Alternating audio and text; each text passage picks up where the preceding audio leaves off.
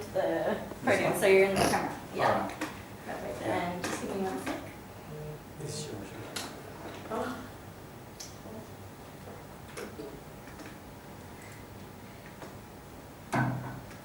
Oh, thank you. This is really good. Okay.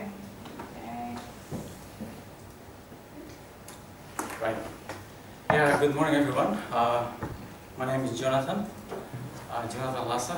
I'm a senior lecturer here at CDU. Welcome to NI seminar for the last seminar for this week. And today we are privileged to have Dr. Rina Suryani Oktari from Sekolah University in Banda Aceh, Indonesia. Not sure whether everybody is aware about Indian Ocean Tsunami 2004, but just in case you might not know about it, it was one of the biggest natural hazards that caused terrible disaster across 22 nations in Indian Ocean, from Aceh to in western part of Indonesia to reaching some part of West Africa in 2000 on Boxing Day in 2004. It's getting closer to 20 years, so it's still 19 years, but I have to pick up the 20 years just to make it looks, momentous kind of reflection. So today we have the chance to hear directly from somebody who is also a prolific researcher. Okta, I'm not so sure where you will be okay with me if I tell a little bit about yourself. Okta has 7 lovely kids. So she is a mom of 7 in such a young age, but she is also a very successful scientist. Oh, nice. I think if you look at her Scopus profile, it's closer to 30 plus Scopus articles with high citation. And I think we are very glad that you are here. I'm privileged, so I think without further ado, I'd like to invite you to talk today about your reflection on what is actually happening in Aceh after 19 years or close to 20 years, and what sort of challenges and opportunities that you think we could think and learn. The floor is yours.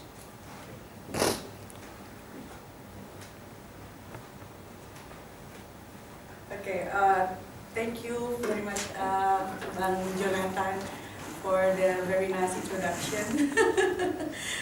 I'm very surprised that you are looking for my Scopus profile. So it's been that okay. I need to speed up my publications process so that I will not stuck in the only 30 documents. So very good morning, everyone. Thank you very much for this great opportunity to share about the progress of preparedness and mitigation in Aceh 20 years after Indian Ocean Tsunami 2004. As already mentioned by Jonathan, that actually this year it is still 19 years commemorations of tsunami, but actually from this year we are preparing for the commemorations of 20 years tsunami. In my university, we have already prepared some program and activities, including engage a national and international stakeholder to organize some event such as international conference and the drill and other activities. So Jonathan already introduced me, but let me introduce myself. My name is Rina Suryani Oktari, but you can call me Okta. I'm a lecturer at Family Medicine Department at Faculty of Medicine, but currently serve as head of graduate program in disaster science, and then also a coordinator for disaster education research cluster at Tsunami and Disaster Mitigation Research Center. So my research interests actually on the disaster educations, community preparedness and also early warning system because part of my thesis research is about the effectiveness of dissemination of communications tsunami early warning system. Okay, so how? This way?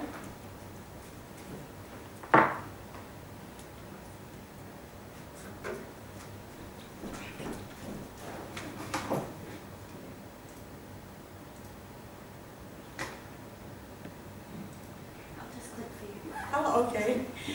So this is only just a brief about the Indian Ocean tsunami, especially the impact for Aceh and Nias, which has caused more than 150,000 dead or missing from tsunami, and then 500,000 displaced from homes, and then 50,000 were housed in barracks or temporary shelter, and 65,000 remain in tents. And then around 80,000 and 110,000 new houses are needed. Around 25,000 families require some form of locations, that between 50,000 and 50,000 hectares of land are submerged or uninhabitable.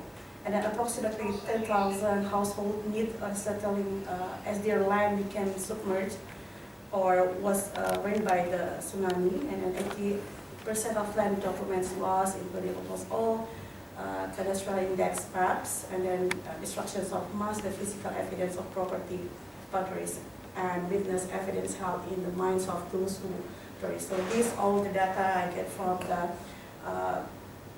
Rehabilitation and Reconstruction Agency of Aceh and Nias. So this Reconstruction and Rehabilitation Agency of Aceh and Nias was established on April 16, 2005 through regulations of law number 2, 2005, issued by the President of the Republic of Indonesia, which has a mission to restore livelihoods and strengthen communities in Aceh and Nias by designing and overseeing a coordinated community-driven reconstruction and development program implemented according to the highest professional standard. So the role of the Reconstruction and Rehabilitation Agency, including, because this is a lead government agency responsible for the post-tsunami rehabilitation and reconstructions, coordinating agency to ensure transparency, accountability, and speed in the reconstructions of Aceh and Nias, and then deliver necessary humanitarian assistance for tsunami-affected displaced families, provide guidelines for housing policy, provide design and implementation of a barrack decommissioning plan. And these kind of the lead government agency in coordinating the reconstruction and rehabilitation process after the tsunami 2004 was a very best practices, not only for national but also for the global community. Next. And then, okay, so the Reconstruction and Rehabilitation Agency is the agency who will coordinate the process of rehabilitation and reconstructions, but the framework for the rehabilitation and reconstruction itself is called Aceh Recovery Framework, which is developed in 2008 and until 2011. So it consists of many stakeholders who has several chapters led by the governor of Aceh, and then they have a cluster for peace process and reintegrations, and then taxes services, economic development, gender working, and then infrastructure, capacity building, law, good governance, and also they have at least 10 districts for the recovery forum consultations. And then we also have the Aceh Sustainable Reconstruction Agency. This is taken over the role of the BRR at the provincial level. Their task is to provide policy and strategic directions on continuing reconstruction effort in concert with local and national government. So they performed the activities until 31st December 2009, when all remaining construction activities and related fund disbursement and utilizations will be completed. And then the coordinating secretariat for completions of the reconstruction at the Ministry of Finance will monitor and evaluate the finalizations of overall reconstructions activities consistent with the revised master plan. So during this year, in 2009, also there were a big project called DRRA, or Disaster Risk Reductions for Aceh, funded by the UNDP. So the TDMRC Tsunami and Disaster Mitigation Research Center, our institution established in 2006, but we received some capacity building, especially during the DRR project. So in general, this is the phases of the tsunami recovery process in Aceh. This analysis actually according to only 15 years tsunami, because for the 20 years tsunami we are still preparing to do the recovery assessment. So usually we have 10-year recovery assessment, and then 15 years recovery assessment, and the next year will be 20 years recovery assessment. So in 2005 until 2009, in terms of tsunami mitigation, at least 7 tsunami escape buildings were built, and then for the tsunami preparedness, there are annual tsunami drills conducted by the BRR, and then there are also IO Wave 2009, and we also plan to have this IO Wave next year. This will be collaborate with the UNESCO and other international agencies. And then the Aceh Tsunami Museums and some other tsunami memorial open for public awareness. And then in terms of institutional changes, some resettlement programs were relocated out of tsunami high-risk zones. Its first disaster research center established for the TDMRC, and then some of the success factor, including large national and international donors involved, and some opportunities for changes available. So as Karen also part of it, she's also one of the main stakeholder who also involved in the tsunami emergency response and recovery at the time. So during the 2009 until 2012, so this is actually the period of the DRRA project. So for the tsunami mitigation, some escape routes designed, and then siren towers constructed. And then for the tsunami preparedness, including the first disaster risk map developed. So this is also developed by the TDMRC through the DRRA project. And then school disaster preparedness program, and then DRR program conducted. And then in terms of institutional changes, the Aceh Disaster Management Agency was established, and then the other 18 district disaster management agency also established. And then in terms of success factor, integration between academics, research-based innovations for disaster risk reduction. So during 2012 until 2014, in terms of tsunami mitigation, there are also Aceh Disaster Management Plan. And then in terms of preparedness, some village-based tsunami drills were conducted. This is also in accordance of the national program called Destana, or Disaster Resilient Village. And then in terms of institutional changes, all districts already have established their disaster management agency. Annual budget for disaster management at provincial and district have been included. And then in terms of success factors, stronger collaboration with national and international partners. So this is achievement and challenges in implementing the Human Framework for Actions. So in 2005 and 2009,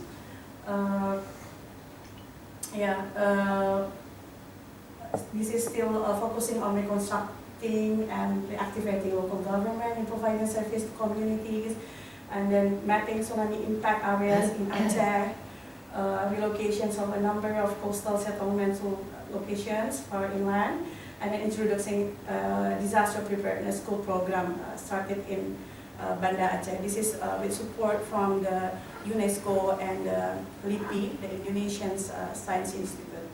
In 2009 until 2012, the disaster risk reduction becomes one of the 7 priorities of the Aceh provincial government for long-term development program, and then the Indonesian Tsunami early warning system constructed, and it covers Aceh for the services area, and then development of its first disaster risk map for Aceh, or ADRM, and then limiting development at coastal area in some district, extending disaster preparedness school programs, and a number of tsunami evacuation signboards were installed.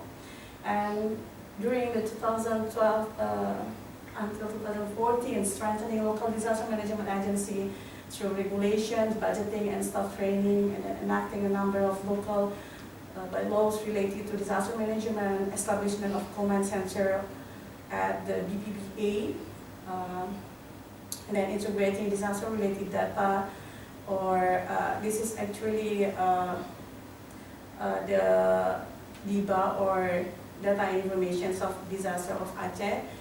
So that's why it then followed by the national data called DB. So it was first in Aceh, DIBA, then the national government adopt this approach, then they call it as a DB, data and information of disaster in Indonesia. So, and then establishment of online disaster risk map, or DRMS. So actually this is the online versions of the Aceh disaster risk map, strengthening spatial-based disaster risk management, and an earthquake tsunami contingency plan for Aceh, more tsunami evacuation signboard places in some locations. So in terms of the regulations, we have some products in the form of decree or kanun. Kanun is local regulations. This is only have in Aceh, so Islamic local regulations called kanun. And then we have, so in terms of regulation, we are very rich of document and regulations, but still the how to make the implementations of these regulations in the field still a big challenge for us. So start from 2008, there are first Governor Decree number 74, year 2008, on the implementing of loans to empower Aceh's business person due to earthquake and tsunami Aceh. So this is part of the community empowerment. And then Governor Decree number 93, 2008, on the amendments of the Governor Decree number 74. And then also we have the Governor Regulation number 47, 2009, on the structure and administrations of Aceh Reconstruction Continuations Agency. And then in 2010, we have the Kanun number 5 on disaster management, and then Kanun number 6 on the establishments of Aceh Disaster Management Agency. And then this is the Governor Decree number 43, 2010, on Tsunami early warning system and emergency response in Aceh. And then Governor Decree number 48 on Aceh Local Actions Plan for disaster risk reductions. And then, in 2011, we have Governor Decree on the structure and administrations of the Aceh Disaster Management Agency. And then Governor Decree number 41 on Aceh Disaster Management Plan. In 2012, we have Governor Decree number 49 on a guideline for flood contingency plan and disaster management prioritized zone in Aceh. Then number 87 on results of analysis and structural and functional officers at the Aceh Disaster Management Agency. And in 2013, we have action plan on rehabilitation and reconstructions after earthquake in Central Aceh and Banda Maria. In 2014, we have Governor Decree number 61 on amendment Government Decree number 64. And then we have number 87 on details of main duties and functions of steering committee at Aceh Disaster Management Agency. And we also have Government Decree number 104 on post-disaster economic recovery. And in 2019, we have the Government Decree on disaster risk reductions for public infrastructure. Actually, in 2019, before the COVID, starting after the PD Jaya earthquake in 2016, we initiate the local regulations or kanun about disaster educations in Aceh. But unfortunately, the process is facing so many challenges. So until now, we couldn't agree in the local regulations about disaster education. So this is some regulations, especially in some district in Aceh, about the special planning, including at the province level, Banda Aceh, Aceh Besar, Sabang, Aceh Jaya, Aceh Semeru, South Aceh, and then PD and Dariwn. So most of the special planning regulation, they state about the tsunami mitigation based spatial planning. And also most of them also have description about the tsunami zonations, and also design evacuation route or shelter, except the Semeru. And then about the limiting development in tsunami prone area, especially in Banda Aceh. But we can see here the number of population living in Banda Aceh. If we see here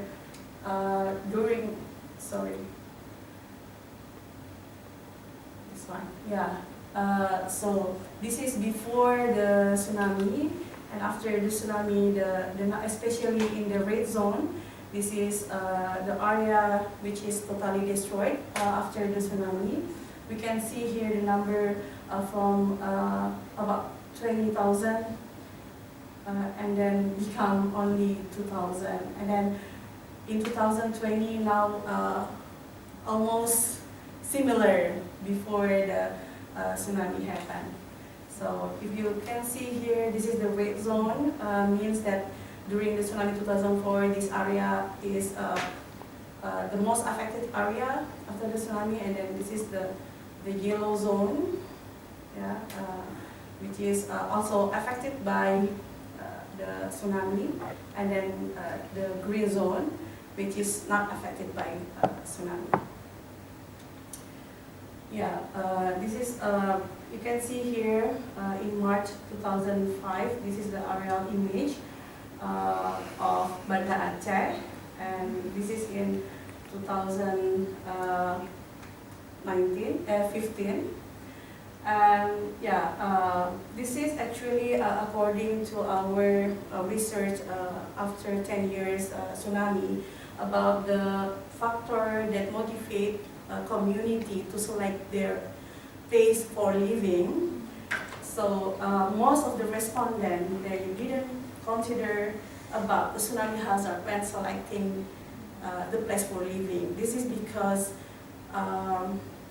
the top priority when they are selecting the place for living is because the price of the land is cheap. So most of the tsunami affected area is very cheap at that time.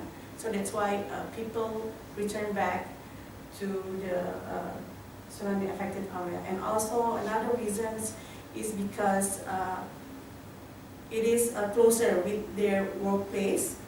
So they're still living in the tsunami prone area without considering another tsunami could happen in the future.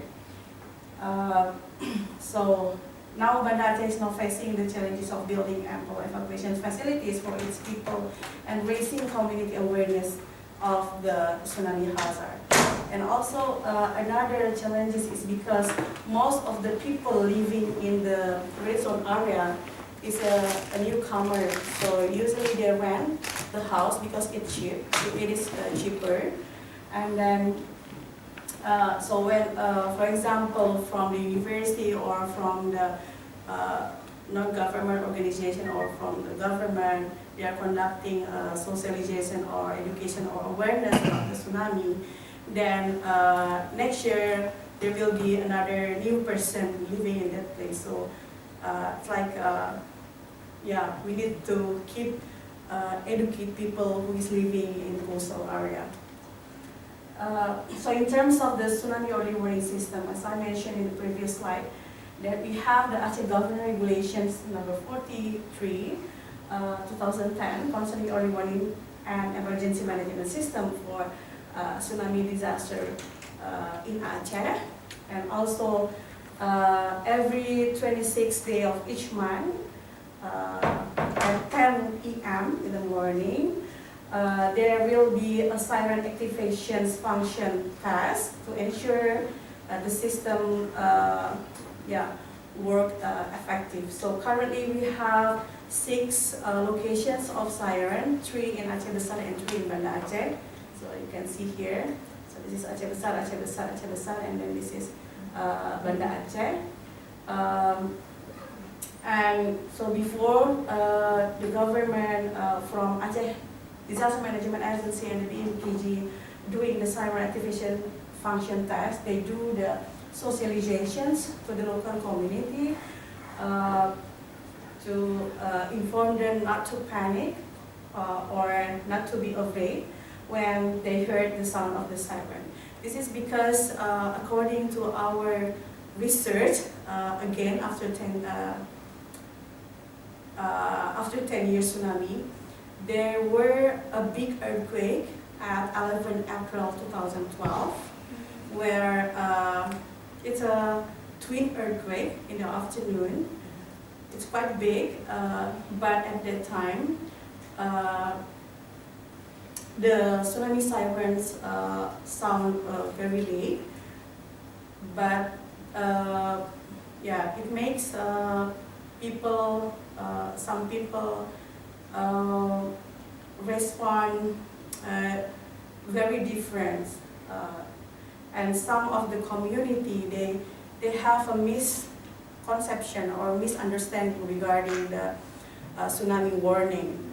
We also have experience in 2007. There is a false alarm where the sirens is suddenly sound.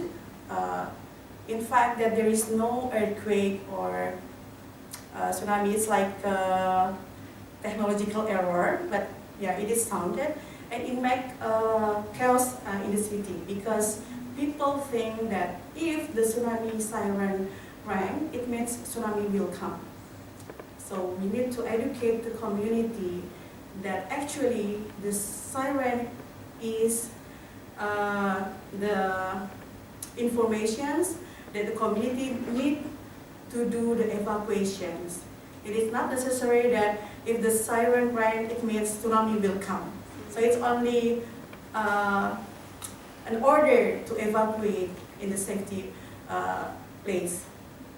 So, so in terms of the community-based disaster risk reductions, this is actually from the national program. So in Aceh, there are several disaster resilience village implemented at the village level.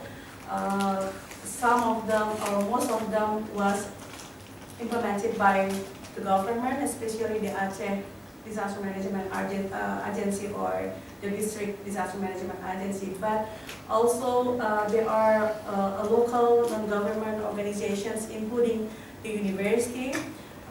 We also facilitate some disaster resilience village. So because sometimes if we only wait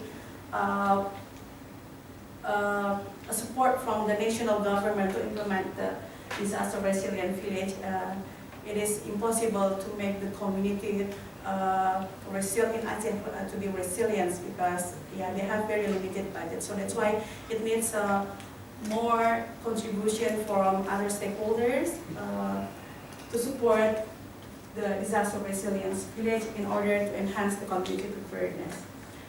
And then in terms of infrastructure, so as I mentioned before, we have several tsunami evacuation buildings, including our office. The previous one, the Tsunami and Disaster Mitigation Research Center, it was actually allocated for the tsunami evacuation building, but at the other side of the building, we use it as our office. The other tsunami evacuation building, because it is not functionally used as an office or other proposed building, so it makes the building, because strange for the community. And also we have the Museum Tsunami Aceh. This is how we can keep the history, the knowledge about the Tsunami 2004 for our future generations. And this one is the General or Public Hospital in Aceh. It was supported by the chairman. And then, it has a very well-equipped facility of the hospital. And then this is some of the activities at the school level. So it was started in 2009. It was supported by UNESCO and LIPI. And then in the next stage, the name was changes to be Sekolah Madrasah Aman Bencana. So there are so many terminology about the school-based disaster education. And now the terms was used as SPAP or Disaster Education Safe Unit. But still, after we conduct some evaluations, as you know, during the Tsunami 2004, there are so many actors, there are so many NGO, there are so many UN organizations who conduct the community preparedness program at both school and community level. But after they left Aceh, so there is no sustainability in the program. And the sense of dependency to receive support from outside institutions is very high, especially at the school level. So it is very challenges in Aceh. That's why in 2016 we are proposing for the local regulations about disaster educations in Aceh in order to make the disaster educations in Aceh more systematic, structured, and sustainable. And also we have talked about this, Karen, about the SMONG. We learned a lot about these best practices in Sumedang, where during 2004 only less than 7% killed by the tsunami because they have very good local wisdom. So now there are so many efforts in order to sustain this local wisdom, not only for the old generations, but also how to make this local knowledge also interest for the young generations. So there are so many efforts, including make a comic strip or to include the SMONG in the traditional art and etc. in order to engage more the young generations about the local knowledge.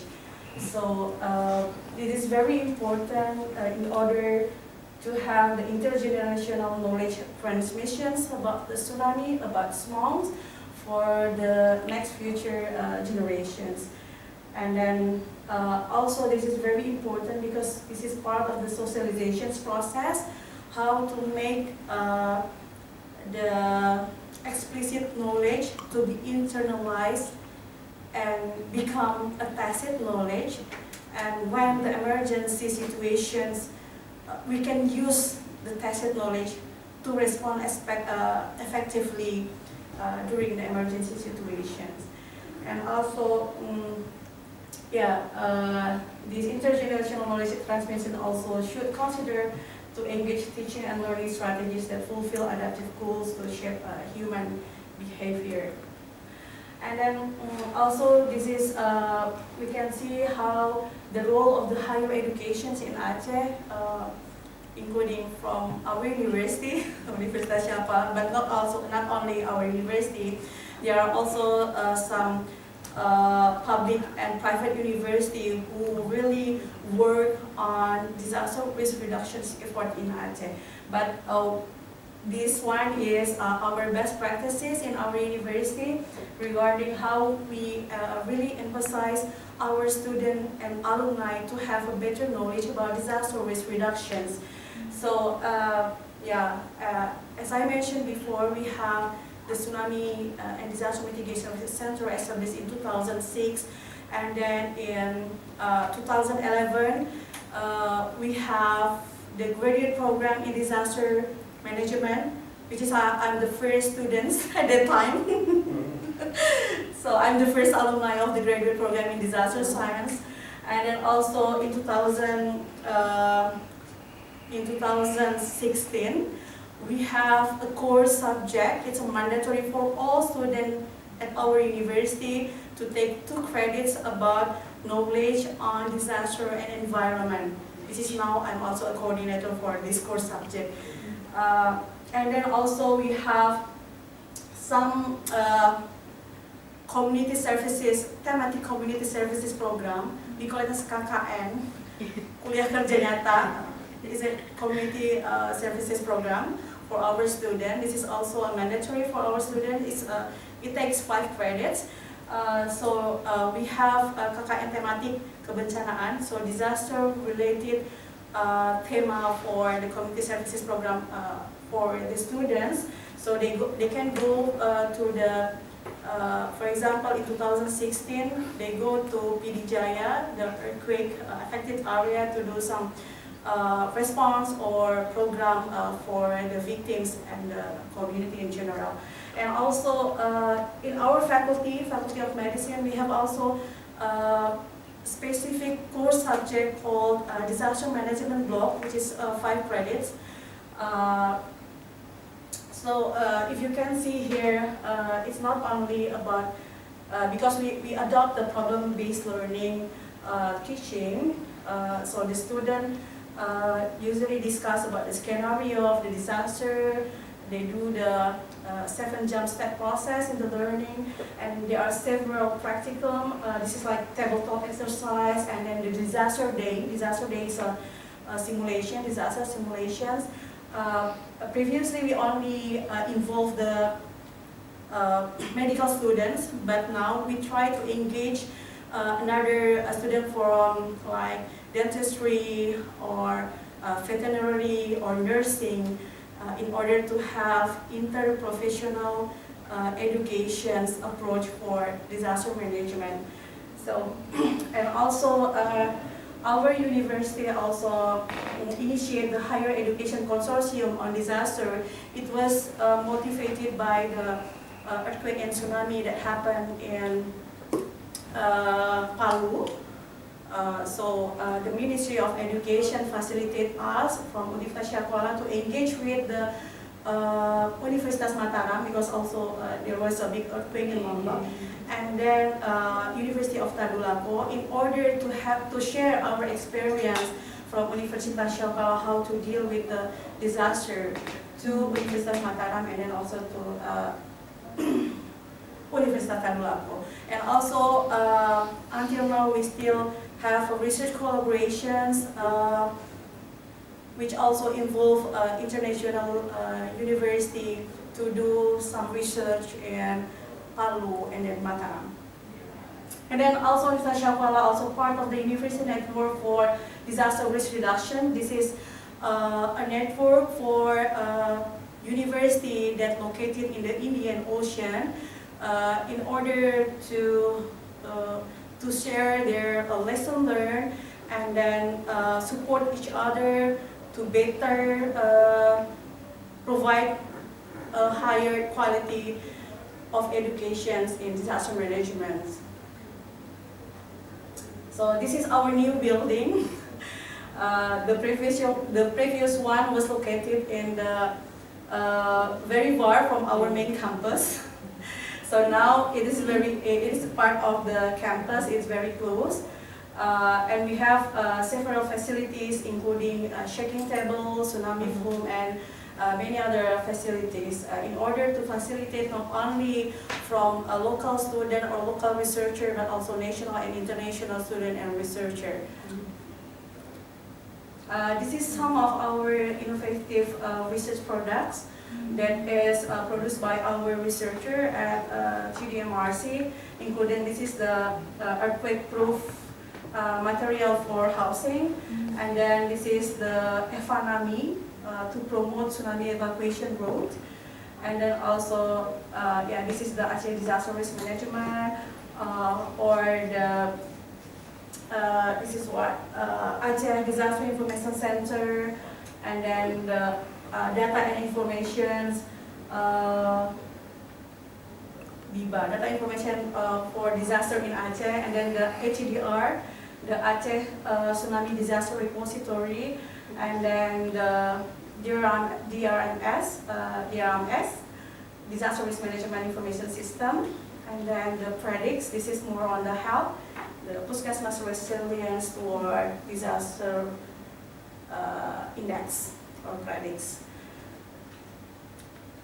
Not only doing research and produce some innovative products, we also do some advocacy, especially in order to have a more scientific-based decision making or policy making. So this is the one that we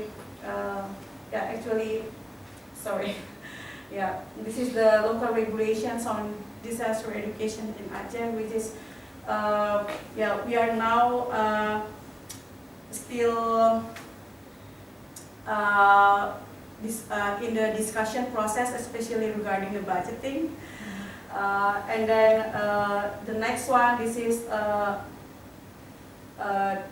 the document for the mitigation strategy for tsunami disaster that is also consider the sea level rise caused by the climate change, which is conducted in Banda Aceh and also Mataram, supported by the USAID. So here where we give the document to the mayor of Banda Aceh. And that's all from me.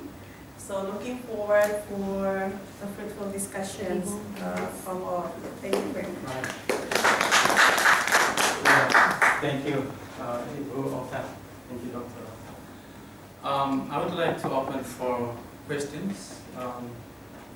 If you have some questions from here in the room, or do we have 8 people?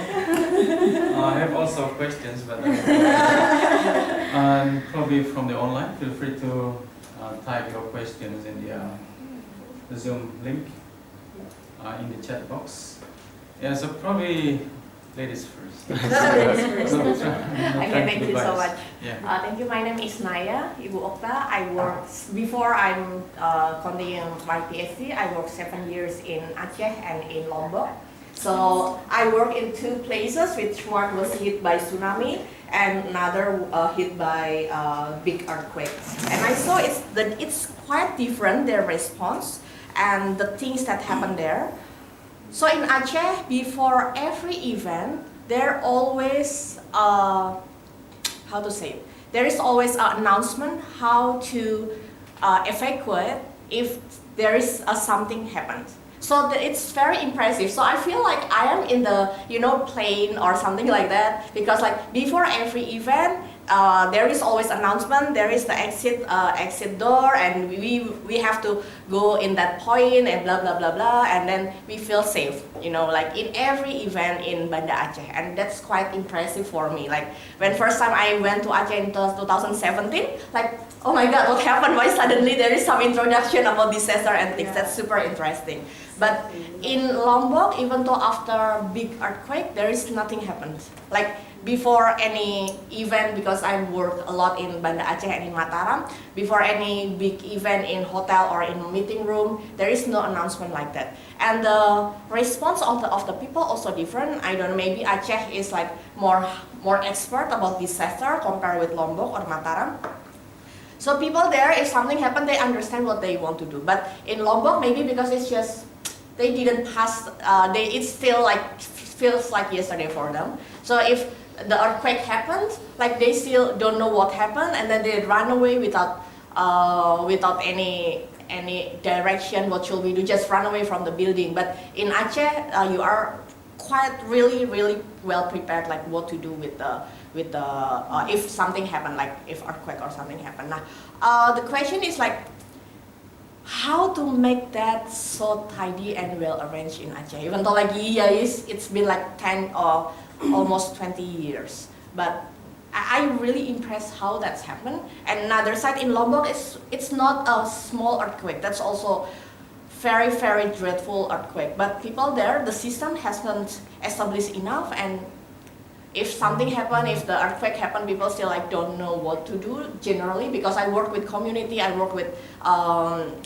government, I work with NGO before, but we work closely with government and university, and I saw it's very different. And I really impressed what was happening in Aceh, and that's still happening up until now, I think. And that's interesting. Can I follow very little on that? Thank so you. You have 800 kilometers being impacted by tsunamis. You have only 6 sirens, but that 6 sirens make you feel safe. Yeah, I feel much more. So I'm not working only in Banda Aceh. I'm working till Tapak Tuan. Okay. So it's I work in the west coast in Aceh because I'm a marine researcher. I'm a marine biologist. So I work since from Banda Aceh and that small island till Tapak Tuan, and I'm really impressed. I feel so safe Even in Tapak Tuan, there is tsunami serum. I don't know, but people just knew like if there is something happen, we have to do this. So like I feel like oh okay, All right. it's make me much more safer. It's good to. Yeah. It's good to. Yeah, Hear. I'm really impressed. Yes, I think, I don't know whether it's a correct answer, but in my opinion, it is because contributions not only from the government, but also from the university, from the private sector, from the media, who regularly educate the community about the disaster mitigations and preparedness. And I think for this one to become, I mentioned how we internalize the explicit knowledge to become a tacit knowledge. We need habituations, exercise. Like in our university, it is mandatory. In every event, there should be safety inductions because it's under the rector regulations. Even we at TDMRC has a project to develop the video for the safety inductions. I think in most of the government also they have this kind of more structure and systematic, disaster mitigations and preparedness. And also the role of media, I think it's also very important. Previously, before Tsunami 2004, because our disaster paradigm is more responsive, usually the media only will release the news after the disaster, after there's the victims. But in Aceh, after Tsunami 2004, there are a specific forum for media how they can also contribute for disaster risk reductions. They are very active in doing the socializations and disaster awareness by writing some things in the media. Even our previous head of disaster risk reductions forum is come from media. So I think it needs many stakeholders to, because previously if we talk about disaster, it's the responsibility of the government. But the new paradigms, disaster is everybody's business. So everyone should involve. Everyone should. Strong collaboration. Yeah, strong collaborations. Cool. Yeah. And because also we experience so many earthquakes. Yeah. And also about this one, I think previously, if we talk about earthquake, tsunami, landslide, so we call it as natural disaster. In fact, it is natural hazard that can become a disaster if we don't do something, right? Oh, okay. But now, because I think the paradigm in looking about the hazard as a hazard, not as a disaster, it is also very important. Oh, So we can, previously maybe hazard is a disaster, Yeah. earthquake is a disaster, but now because, the important thing is to have, okay, the earthquake is hazard, they will become a disaster if we do not do something. So we need to do something to avoid this natural hazard to become a disaster. So it's also very important. Yeah. And the very interesting one is because last month, our university hosts an international event. It's a big event, involves so many countries. And at the closing ceremony, it was at night, and it was a quite big earthquake. But what is very surprising that no one at the building moved. No one at the building panicked, because usually if we feel an earthquake, everyone will be panicked. But at the time, no one panicked because the gas they see. Oh, the local people doesn't. So it's also a very good lesson learned for the gas. Thank you. Thank you, Naya. We still have 6 minutes to go. It's okay. I'm not so sure whether you feel free to leave if you feel like you need to go, but you have a chance to ask questions. There is just one question online, maybe for the person who's. All right. Yeah, there is one question from online before going to you, Wiyanti. From Melanie. One of the areas that Melanie is interested is in third world country. One of the challenges in implementing disaster education is the availability of resources. What are your thoughts about how our education initiative can be implemented in the next 5 years? So top-down priorities be prioritized? This one also part of our research result, that actually the disaster education is implemented in Banda Aceh mostly using a top-down approach. That's why the disaster education is not sustainable. But there is one best practices. This is, I think, the leaderships of the school principal is also very important in order to sustain the disaster educations. One of the school in Banda Aceh, the school principal, she was at the piloting school during the school-based disaster preparedness program supported by the UNESCO. And when she was moved to the other schools, she still continue the knowledge and skill that she received in the previous school. Yeah, this is very best practices. Even she gives the example how she can put the disaster education into the school budgeting. Yeah, that's why when I give a lecture or training to the schools or the school principal, usually I bring her to share her experience, how she can manage the disaster education at her school without any support from donor or yeah. Right. Thank you. Wiyanti? Thank you so much, Jonathan. This is a quick questions. So I'm a lecturer in the University of Honolulu. I'm so interested to share a presentation. So I'm wondering about research activity and then subject and community services that related to gender equity and disaster management. And because I'm focusing on indigenous fishing community in eastern Indonesia and small-scale fishing, so can you give me like an example, research or community services, or maybe subject that related to that focus? So maybe we can make a bridge between University of Honolulu and Shakura. Well, of course.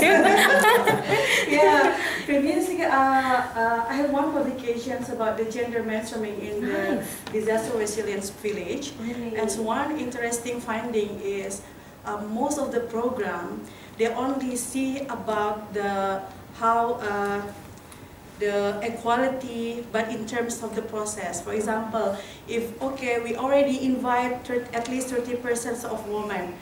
Yeah, but in terms of the quality of the involvement of the woman, for example, how they can give a chance to speak, how they input and opinion were heard by it's a very like behind. And currently, I'm also doing it's more about the climate change, but also an inclusive climate change adaptations in the health sector, and also another research about the role of women in enhancing community resilience in 3 crises: tsunami, conflict, and COVID-19. It was collaborations with Patimura University and then Kyoto University. So we conduct the research in Banda Aceh and Ambon. Next week, we'll have a workshop in Ambon, so if you're interested, you can also join. So, yeah, this is very interesting to hear from the woman's perspective how they can contribute, because mostly we heard that, woman is a vulnerable group, they cannot but in fact they have a very significant roles, but very limited exposure to the media. Last week we conduct a workshop in Banda Aceh and we invite the media, and after the workshop the media write an article about the role of the woman that we invite in the workshop. So I think always remember that if we do something, we do research, we do community services, we do any other programs, always consider to involve the pentahelix, other related stakeholders, because they have their own specific and very important contribution. Yeah. Thank you Right. Yeah. I've got a question, just I guess it's an observation, but it'd be really interesting to hear what you've got to say. I remember the Clinton Foundation did a big, evaluation of the tsunami, and having been there, I remember that it seemed to me that things were very top-down. So, for example, I worked for the Red Cross, and things were very driven, from a Western perspective and money. Yes. And I even remember when I worked for the Red Cross, we had an argument with the board actually in Melbourne, because their only measurement, performance measurement, was the rate of donor spend. That was it, nothing else. But we did change it, and we did say, hey, if you're going to assess the success of this, you need to have other performance criteria, not just how much of the donor, because it was, I think it was $150 million that the Red Cross raised. Most of that went to Indonesia, but it was also for the Maldives and also for Sri Lanka. But anyway, I guess a real criticism and a learning was that everybody came running in from outside and maybe there wasn't enough room and space given to the local organisations, and this would have been a really fantastic Yes. opportunity to build capacity, and I don't think that was well done, but I do think it was a lesson. But I'm interested in your perspective because, you know, you're from Aceh and, yeah.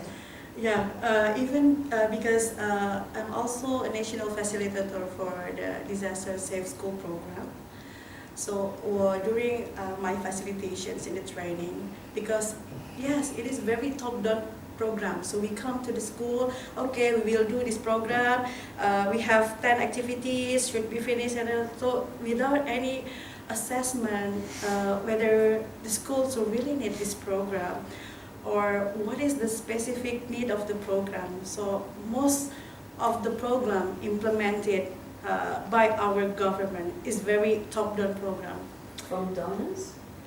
Do you think? No, I'm giving example of the government, our own government, national government. So that after that, when I facilitate, they say, I know you do this because you need to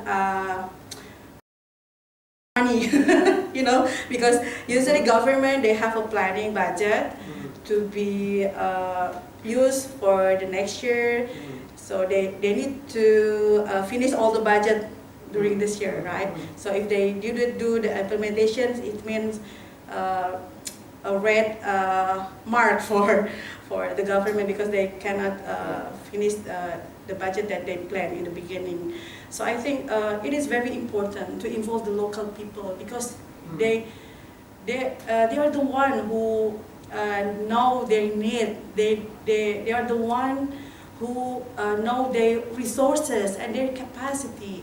So I think, after Tsunami 2004, the paradigm in seeing the victims, the local people should be changed. They are the resource person. They are the expert. So when we conduct a program, we should consult with them. Yeah. Yeah, I even remember with the blood bank, which was one of the big initiatives of the Australian Red Cross funded. I remember the Danish Red Cross came with what's the thing that spins the blood? It's a Centrifuge or something? yeah, centrifuge. And anyway, I remember they donated this equipment, right, into the blood centre. And everyone was watching this thing spin around and going, ooh, that's really, really good. But you know what? The generators weren't reliable and it was really sophisticated equipment. And it was too techno-fixed, you know? It just wasn't fit for purpose for Aceh because of this issue. It would have been better to have spent money more on ensuring that the generators kept working because if things go off, then the blood is spoiled, you know? And it happens in Aceh, especially in our hospital, yeah. with the very high technology. And I just remember thinking very, maybe not enough input from, it should be locally led. And I think that was a lesson. Probably not a good news to you, Karen, because I think under the global commitment to localize disaster response, I think if there is a step, it's not proven, but it's kind of hypothetical, or to some degree it's kind of anecdotal, that only less than 25% of the committed under the World Humanitarian Summit for localization, I think, is being implemented. So donors have been trying to allocate more money, but the outcomes coming out from that is remain one of the least achieved in the they call it grand bargain. Yeah, the grand bargain. Yeah, but I think it's a good topic for PhDs. It's how that is kind of playing out. And we did a study, I think, during COVID for IRC. Somehow it's not get published because call it a little bit critical. But most of the voices coming from the field is asking the questions about where is the role of the locals in regards to the access to donor funding that is promised under the World Unity. So the picture is not looking good, even though everybody is starting to talk about localization. It's kind of the future solution. Yeah. I think. Still, yeah, I think. But I think it's something for us to think about. I think the last question could be from Mujib. Yeah, okay. I'd just like to congratulate the 20 years of Aceh managing the response and the development and for the future sustainability, because it has proven that the people of Aceh is a really resilient people. Yeah, they survived the longest Dutch occupation. They survived through the operational military during the independence of Indonesia and the operational military under Megawati. They survived that, and then finally it was hit by a huge tsunami that affected, and they bounced back up after 20 years. So I just like to congratulate the people of Aceh for that. Right now, the issue of earthquake and tsunami has become very sexy topic because it's an infrequent event, but it causes the most amount of damages. But we know in Aceh there's also other types of hazards that occur on a more frequent level. Since 2014 until now, there has been 300 events of floods, landslides. Now there has been increase in forest fires due to El Nino and prolonged drought, and also extreme weather events. For our generation, we experienced the conflict during the GAM versus Indonesia. We also experienced trying to recover from the earthquake and tsunami. But our children, the future of Aceh, the future of Indonesia, they probably just experience the earthquake, the small-scale earthquake, the frequent floods that occur annually, landslides. Is there any multi-hazard early warning system, or not just focusing on the large earthquake and tsunami? What about the frequent events? Has there ever been work related to that? Evacuation, early warning systems of floods, landslides, or about forest fires? How has the future generation of the children faced these frequent events? Yeah, that's it. Thank you. Yeah, when I heard when you mentioned that your dissertation research about the multi-hazard early warning system, I remember my supervisor, Professor Khairul Munadi, if you know him. He's now at Aceh in London. So actually, his research focus is about the tsunami early warning, and at that time he asked us to try to develop not only tsunami early warning system but multi-hazard multi-hazard early warning system. But yeah, because I have another research interest, so I didn't. But I think this is very important. That's why our research center, the Tsunami and Disaster Mitigation Research Center, now we have a new research cluster called who deal about the climate change. Okay. And also my research, I'm also like the one that I show you how the sea level rise can also contribute to worsen the tsunami in the future. So also about the other climate-related disasters. So I think this is very important. And in Aceh, some of the researchers already looking into this kind of the potential hazard. Okay. Yeah. So hopefully, if your dissertation research has finished, you can share with us. So yeah, including in our graduate disaster science program. Previously, most our students always research about tsunami, earthquake, Yeah. But now they are broaden the research context into conflict, pandemic, climate change. So not only the earthquake or flood and tsunami. Right. I think the time is already. Yeah. Oh yeah. It's okay. It's fine. Yeah. So we have one last question from the picture. One of the question is, What role have medical students play in supporting disaster preparedness? yeah, and what impact have they had on community? Okay, the disaster management is our priority in not only in university but also in the most faculty in Universitas Syah Kuala, so that we must equip our students to have better understanding and better skill in disaster management. So for the medical students, this is very different because like the disaster drill or the disaster day, usually we conduct the drill for evacuations, right? But for the medical student, we equip them not only about the evacuations, but more specific about how to do the triage, how to do the first aid, how to do the disaster victim identification, so more specific in disaster medicine. In our faculty, we have also student organizations called Tim Bantuan Medis. So it's a medical assistance teams. So usually these organizations, if they are active in doing a training, education, socialization, especially about the first aid to the community, to the schools, and also